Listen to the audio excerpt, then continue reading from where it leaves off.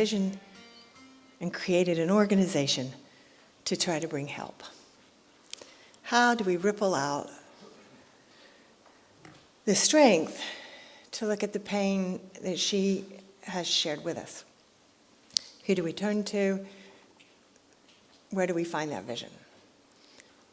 One part of the solution is the Scottish Government.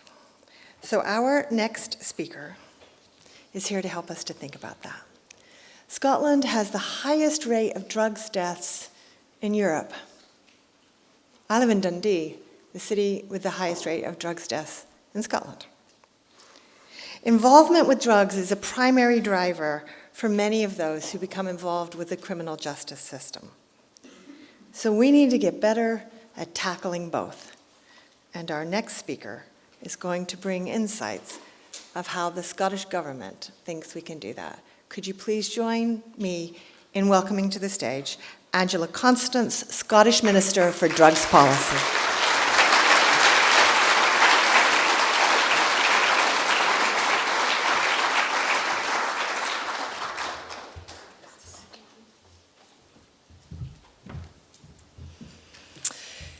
Good morning, ladies and gentlemen, and thank you, Suzanne, for that very kind introduction. Can I start by expressing my heartfelt thanks to the organisers for this crucially important conference. I've been to a lot of conferences in my time, obviously not for the past few years, given the pandemic. But I don't think I have been to a conference such as this, because I think as soon as you walk in, you feel that this is a day, a special day with a difference. And there will be tears, but no doubt there will be laughter and companionship. And I also want to say a really special thanks to Fritzi Horstman for travelling all the way to Scotland from the US, for being with us here today and being prepared to share your experiences and knowledge with us. We have many challenges in Scotland that we seek to resolve. And if, as the audience, you'll indulge me for a moment, I just want to give a wee shout out to HMP Addiewell because they are in my constituency and I'm also a lassie that grew up in Addiewell. And I know from looking at the programme and from listening to Suzanne's earlier remarks and, like you, listening to Natalie's powerful words, that this will be an extraordinary event today. I'm very familiar with Suzanne's work, her work around how we need to cuddle and love our youngest citizens. And her work has always reminded us that there's a science behind kindness and compassion, and that it's not just the right thing to do, it's also the smart thing to do. And Natalie's contribution this morning very much reminded me of the work by Dr. Gabor Mate, who's been mentioned today, because he spoke about how people who use drugs have much in common with the society that ostracises them, and that they have much to teach the rest of us. And I quote when he said, "In the dark mirror of their lives, we can trace the outlines of our own." And many years ago, when I worked at the State Hospital at Carstairs, folk always used to say to me, "Oh, what are the folk in there like?" Well, actually, you know, folk are folk, and there is much more that unites us and binds us together than divides us. I'm the Minister for Drugs Policy. It's my job to lead the national mission to reduce the heartbreaking numbers of drug deaths in our country, and I'm determined to turn the tide of this public health emergency and the devastating impact that it has on families, friends and our communities. It isn't an easy road that we have to travel. The solutions aren't simple. Nothing is ever straightforward. But drug deaths are preventable. And in the same way that reducing adverse childhood experiences is preventable. And I think we need to hang on to that there is hope, that there is much that we can do to change the lives of our fellow citizens and indeed the country that we live in. We know that substance use is very often a coping strategy in response to ACEs and trauma, and that it can have a devastating impact contributing to further trauma for all those affected. And again, if we don't reform our systems, again and again, we will re-traumatise people who we have already excluded and ostracised. And sadly, we know that for many individuals, their use of substances and their trauma results in contact with our justice system and time in prisons. And prison surveys in the UK and Scotland report high rates of child abuse, family violence, experience of being in care, exclusion from school. And this familiar pattern that I certainly seen time and time again, when at a time in my life when I spent a lot of time writing parole reports, that pattern of painful pasts, distressing presents, and people feeling very bleak about their future. And I suppose I think in recent times, in part in relation to my current job as Minister for Drugs Policy, I think more about my time working in prisons and at the state hospital. And I have to, not indulge myself too much, because I am acutely conscious that it's 15 years since I went to my work at the state hospital. It's 20 years since I went to my work in Perth Prison, and it's nearly 24 years since I went to my work at HMP Glenorchy and Young Offenders Institution. And there are things that have changed in that time, and there are things that have not changed, or not changed as much as they should have. And I think the fact that the reduction in custody of 16 and 17-year-olds is certainly good progress. There's a 93% drop in 16 and 17-year-olds that are now held in custody. The average daily population of under 21s has decreased by 62%. It's fallen from something like 860 to 325, and that has to be welcomed, and it shows that even in some small way that change within systems is possible. And I was particularly delighted when the Sentencing Council issued new guidelines for under 25s, because it shows you what could be possible. And I'm also conscious that in my day we used to lament then that the prison population was around 5,000, and of course today, the last time I looked, it was around about 8,000. And are we intrinsically more bad in Scotland?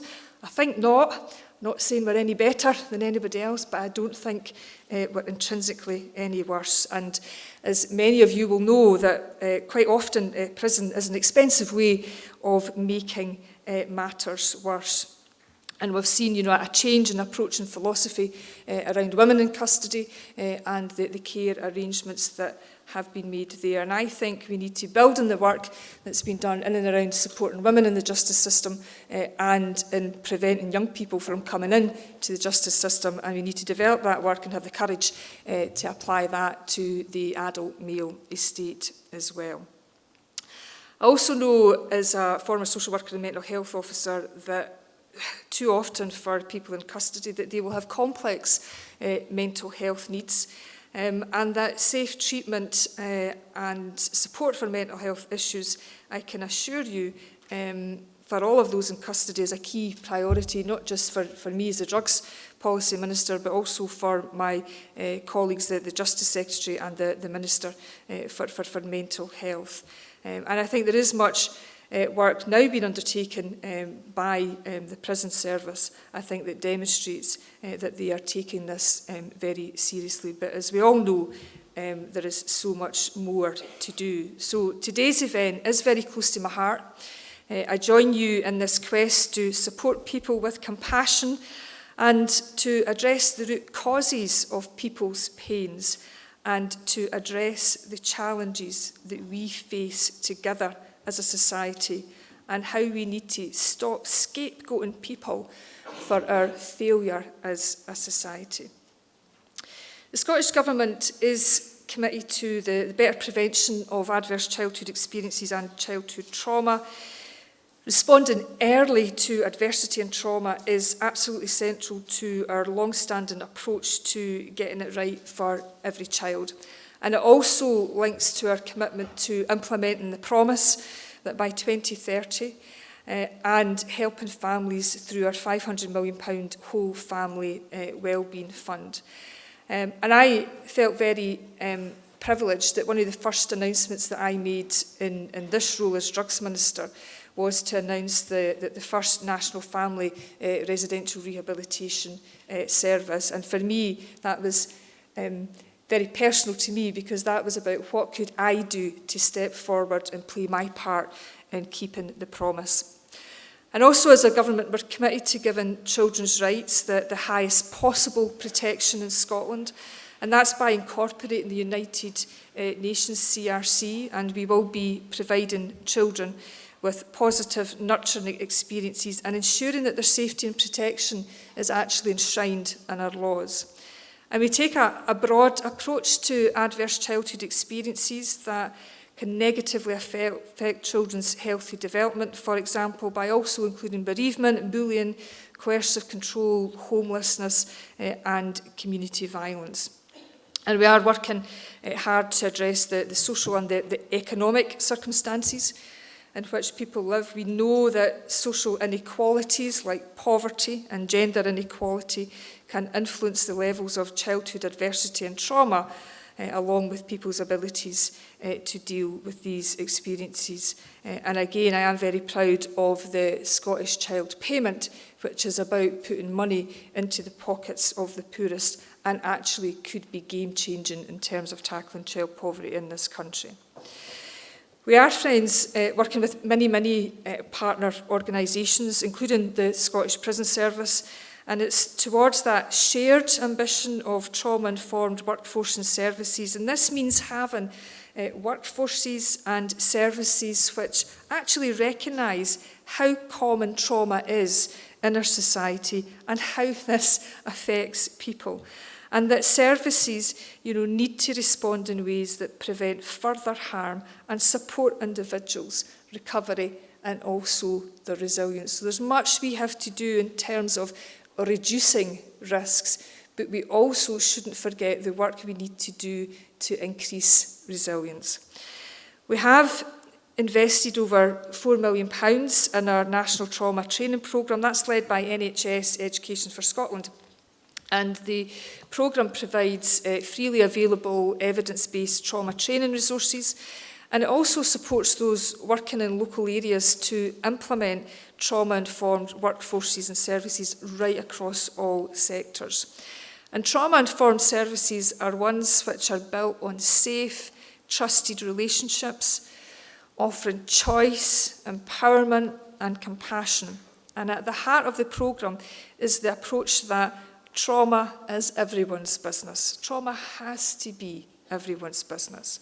And it's so important that all of us recognise that every time we're in contact with someone affected by trauma, it's an opportunity to build positive connections and to support healing.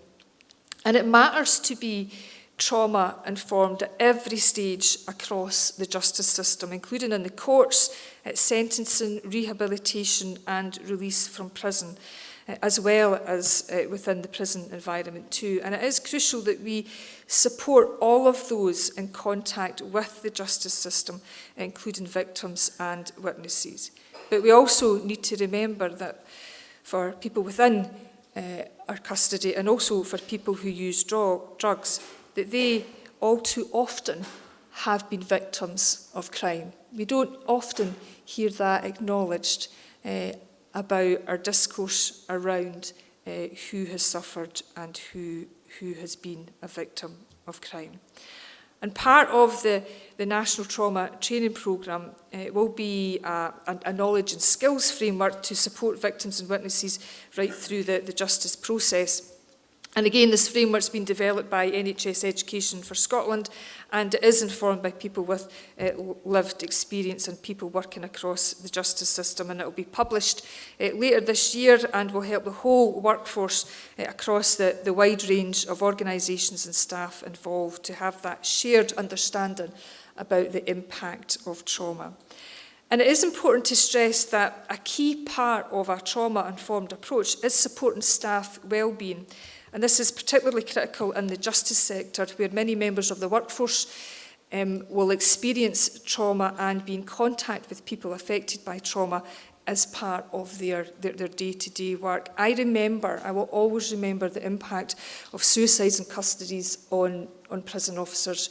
I remember the first client that I lost, the very first person that I ever pursued a Section 18. The very first person I detained under the Mental Health Act ended up losing their life, and that is something that will always remain with me.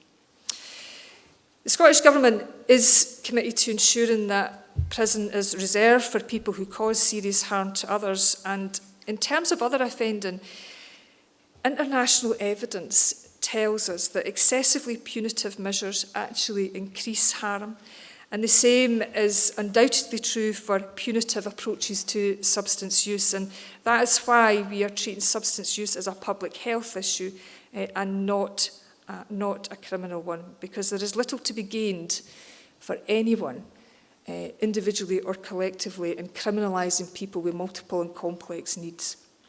So we need to be maximising all opportunities for relationship building and getting care right, because that can make the difference between recovery or the revolving door back into the justice system. And I am clear that everyone who uses drugs should be able to make informed choices about the type of treatment and recovery that is best for them. For many, stabilisation and harm reduction are absolutely vital to saving lives, because this can provide a foundation for later engagement with recovery services. For others, it's recovery and peer support that serve as the base for their journey towards a life where they no longer use any substances.